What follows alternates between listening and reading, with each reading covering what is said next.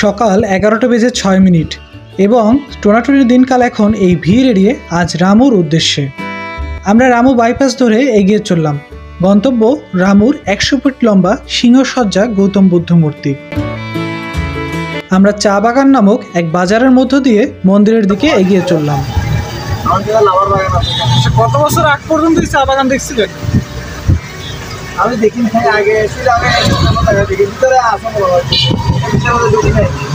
এখানে একটা মন্দির,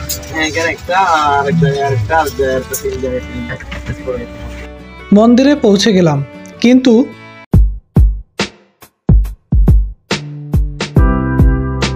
এই বাচ্চা ছেলেটি আমাকে মন্দিরে প্রবেশ করতে দিচ্ছে না। আমার অপরাধ হচ্ছে আমি কেন হাঁটুর উপরে প্যান্ট পরে এসেছি এবং এই পোশাকে আমার ভেতরে প্রবেশ নিষেধ। এখন আমি ফুল প্যান্ট কোথায় পাবো? প্যান্ট একটু নিচে নামান।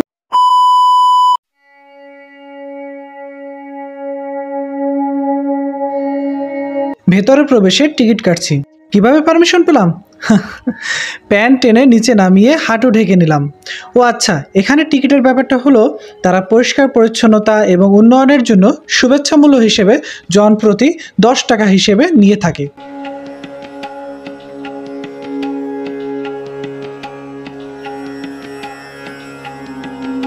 জুতো খুলে প্রবেশ করতে হয়, তাই আমরা গেটের কাছে জুতো রেখে এই সিঁড়ি ভেঙে উপরে মন্দিরের দিকে এগোনো শুরু করলাম।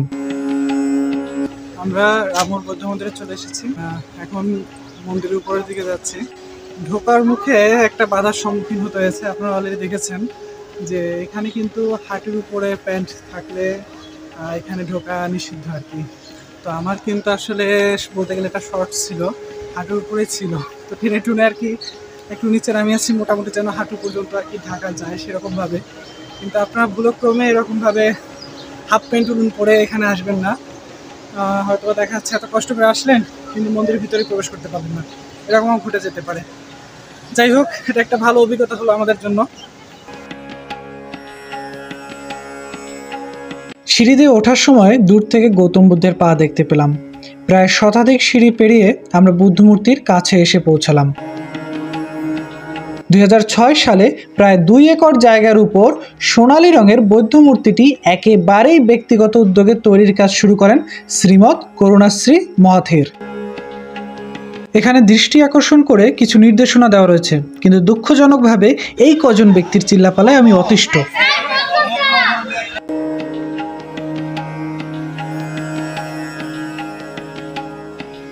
যতক্ষণ এখানে ছিলাম ততক্ষণ এই ব্যক্তিদের উচ্চস্বর আমাকে যন্ত্রণা দিয়ে গিয়েছে।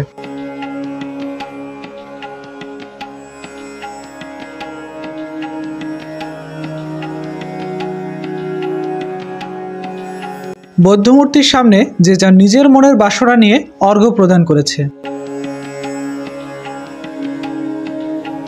এই জায়গাগুলোতে গৌতম বুদ্ধের উদ্দেশ্যে মোমবাতি এবং আগরবাতি জ্বালানো হয়ে থাকে এবং যখন বৃষ্টি হয় তখন এই বাক্সের মধ্যে জ্বালিয়ে রাখা হয়।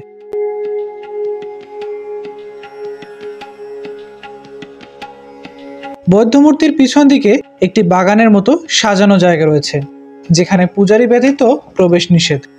কিন্তু আমরা দুটো বাচ্চাকে এই বাগানে অবস্থান করতে দেখতে পাচ্ছি। পরবর্তীতে এদের নিয়ে এক বিরাট কাহিনী হয়, যেটা আর এই ভিডিওতে দেখালাম না।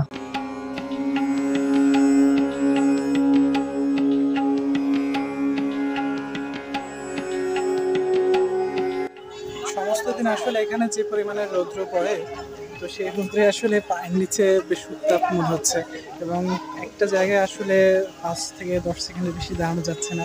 একটু পর পরই আসলে পায়ের স্থান চেঞ্জ করে নিতে হচ্ছে, নাহলে মনে হচ্ছে যেন পাটা পুড়ে যাচ্ছে। বৌদ্ধ দেবতার যে মূর্তিটি রয়েছে এটি 100 ফিট লম্বা, মানে পা থেকে মাথা পর্যন্ত টোটালি কিন্তু 100 ফিট দৈর্ঘ্যে লম্বা রয়েছে।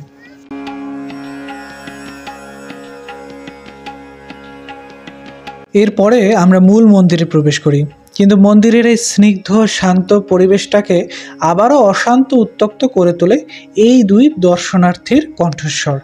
মনে হচ্ছে যেন এরা আজ আমাদের পিছু ছাড়বে না। বুদ্ধমূর্তি দেখে চোখ জুড়িয়ে গেল। গৌতম বুদ্ধ যেন খোলা চোখে পৃথিবীর সব প্রাণীর প্রতি সুদৃষ্টি রাখছেন। চোখের দিকে তাকালে মনে হবে যেন বড় ভয় তার দৃষ্টি। বেশ কিছু বিদেশিদেরও আগমন ঘটেছে এখানে এবং তারা বেশ উপভোগও করছে এই পরিবেশটাকে। এরকম একটা কারুকার্য সত্যি আসলে মানে অকল্পনীয়।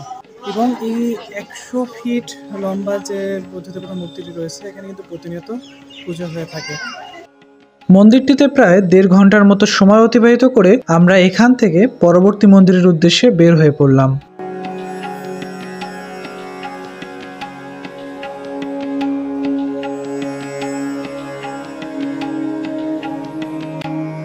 পৌঁছালাম রামু কেন্দ্রীয় সীমা মহাবিহারে।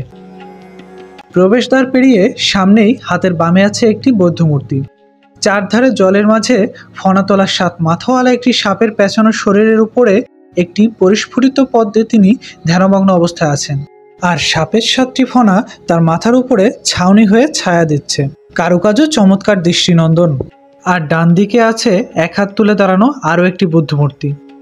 এটির মাথার উপরে আছে ছায়া দেওয়ার কারুকাজময় ছায়াদানি।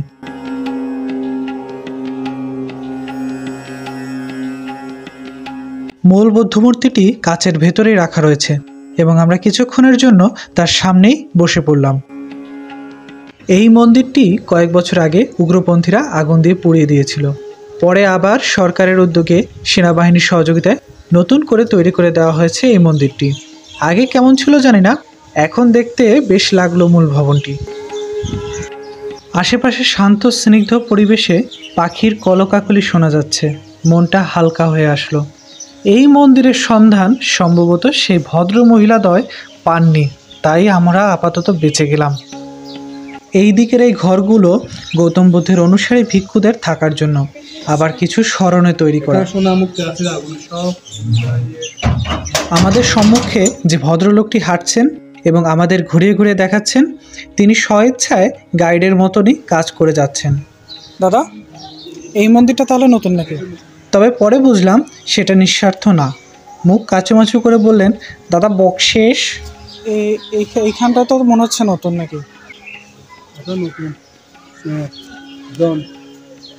এই স্থানটিতে গৌতম বুদ্ধের অনুসারী বেশ কিছু ভিক্ষুর স্মরণে তাদের প্রতিকৃতি মূর্তি তৈরি করে রাখা হয়েছে।